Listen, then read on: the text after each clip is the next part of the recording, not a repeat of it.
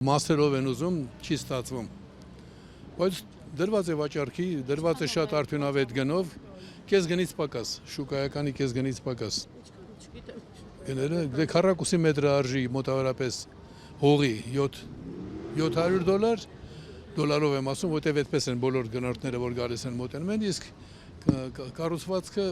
շինությունները արժեն 1500-ից սկսած։ Ես շինությունները տալիս եմ մոտավորապես $700,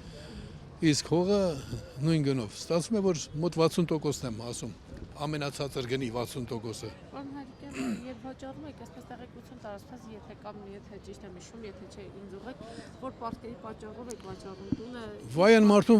մարդուն, որ պարտք չունի, որովհետև եթե պարտք չունի, նշանակում է ժամանակից առաջ ընկնել չի ուզել։ Այո, ես բանկերից պարտքեր եմ վերցրել, որ կառուցեմ դրանք, բայց երբ պետության առաջարկում էի, որ ինքը դա թանգարան դարձնի, որովհետև այսպիսի առիթ չեն ունենա, մեկ էլ, չգիտեմ, 100 տարի հետո կունենանք ազգային ազատագրական պայքարի կենթանի առաջնորդ, անկախության պայքարի առաջնորդ,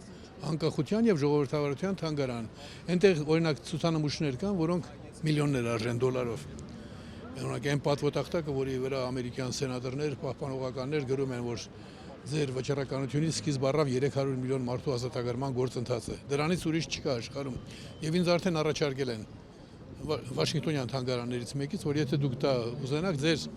գինը ասեք, ես ասել եմ չեմ ուզում վաճառել, ուզում եմ թողնել Հայաստանին։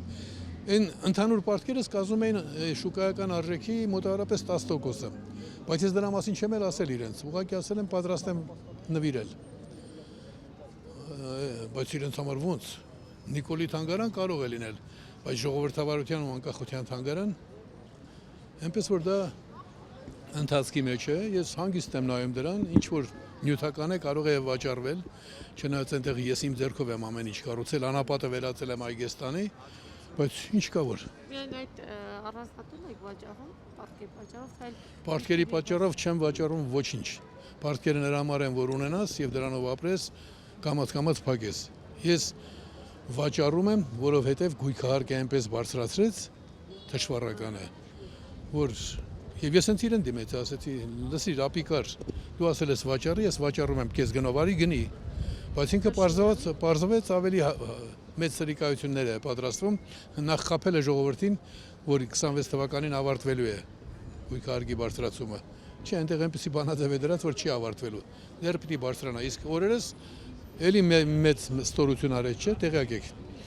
Դուք գիտեք, սոցիալական պետության մեջ չի կարող գույքահարկը 500 անգամ բարձրանալ։ Այսինքն 50,000%-ով։ Իմ գույքահարկը բարձրացել է այս պահի դրությամբ բարձրացել է 50,000%-ով։ 500 անգամ։ Ինչքանից ինչքան է դարձել, պարոն Հարիկյան։ 7900 դրամից այս տարի վճարեցի 3,900,000 դրամ։ Եկող տարի ավելանալու է։ Դա սոցիալական պետության դրա համար էլ ինքի դրան առաջ կանգնելու, ոչ թե իմ գործով, այլ ընդհանրապես սոցիալական պետության մեջ մարդկանց սոցիալական իրավունքները այդ աստիճանի լպիրշորեն ոտնահարելը դա